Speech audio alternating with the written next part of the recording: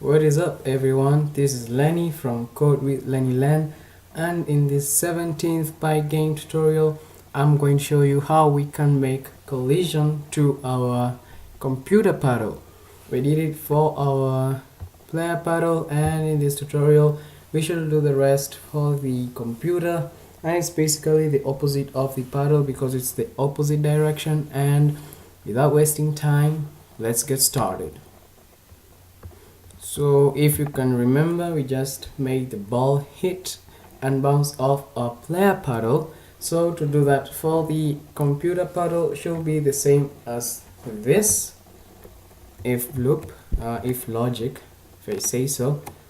This logic is what we should use still for our computer paddle, though we're going to change some of the things, but instead of copy pasting, which I really don't encourage you to do, let's just write it. So if ball x, and this time because it's moving towards the right, we are going to say more than or equal to.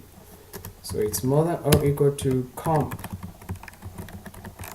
at x and ball x plus should I say this? Oh yeah, I think I should say plus, or shouldn't I? Okay, let's just say ball radius so that it doesn't seem like it's going inside the paddle then coming out. So if ball x plus ball radius is more than or equal to comp at x and ball x is less than comp at x plus, what do we call all this stuff? What is comp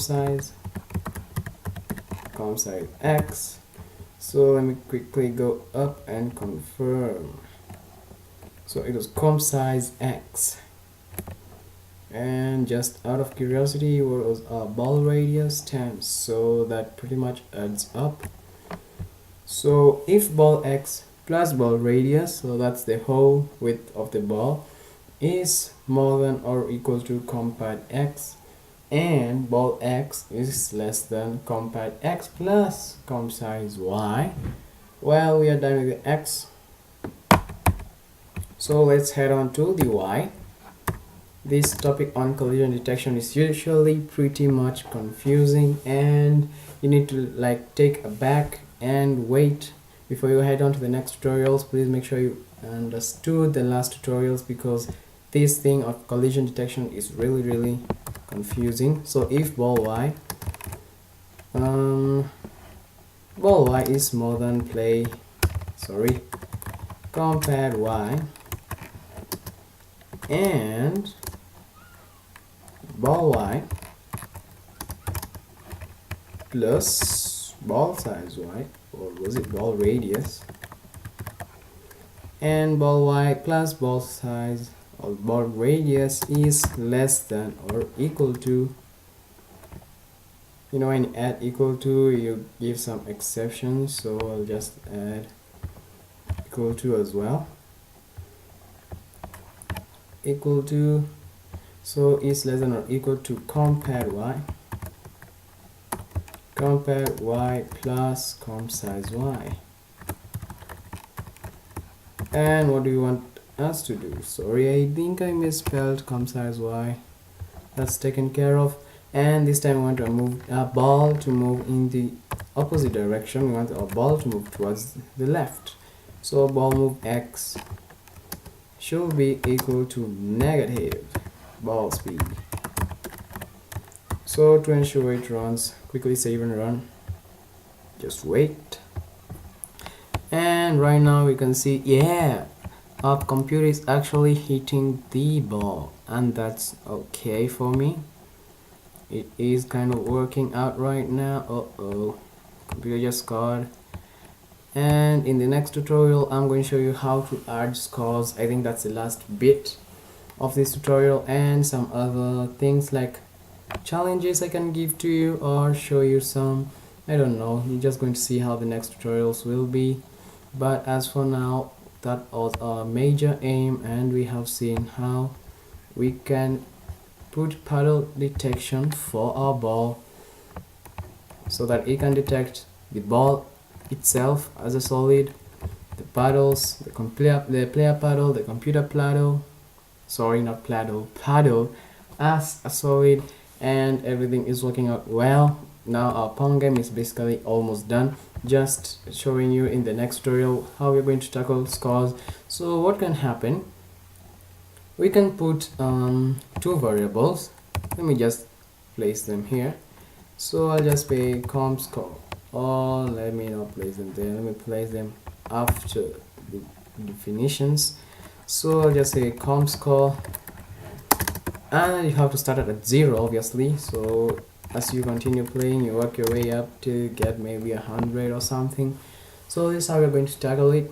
We start at the lowest, comp score, play score 0, and as we continue playing our game, let me just quickly save and run to show you what I really mean by this. So as I was saying, what I would want us to do is that when calculating these scores, it's just going to be an if logic, just as we did with all other logic. So as you can see, logic is becoming pretty important in our games. So if the ball hits this end, that means the computer paddle has missed. So if the computer paddle misses, we do not want the ball to continue just going on. We want to add 1 to the player score, and if this ball comes and hits this end of the screen, that means that our player paddle has missed. We want to add 1 to our computer paddle. So it's just going to be a small if loop to check, not if loop really, an if logic to check whether he has missed or not. And as you can see, we also have a trouble with our computer paddle is going off the screen. We can just add another border there. As for now, I've just shown you how we are going to tackle scores in the next tutorials. As for now, let me see what we can do about the computer paddle. So it's basically down here. So we want if the computer paddle comp pad y, because it's the computer paddle's y position that you're checking, is smaller than or equal to, let's start with less than or equal to 0, so I don't expect this to be much of a challenge. Then I want comp pad y to be equal to 0. If comp pad y plus the comp size y is more than or equal to screen y, to screen underscore y, then what do you want our computer paddle's position to be? To be comp pad y equals to screen y minus comp size y. So let's quickly check that. We save and run. As we finish up in this tutorial, I'd like to tell you to continue stay tuned to this channel. Please like and subscribe to my videos so that I can continue pumping out more and more. And I can see your game is ready.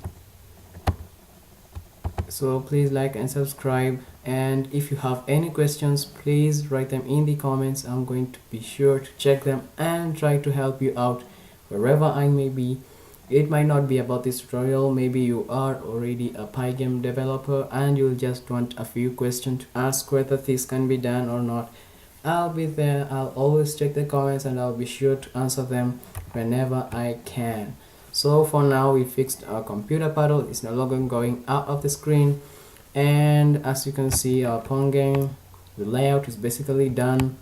So the remaining part should be simple enough. We should do the text, that is, we should be able to check our scores, write our scores maybe on the screen, and that should be simple enough. Please stay tuned, and as always, thanks for watching.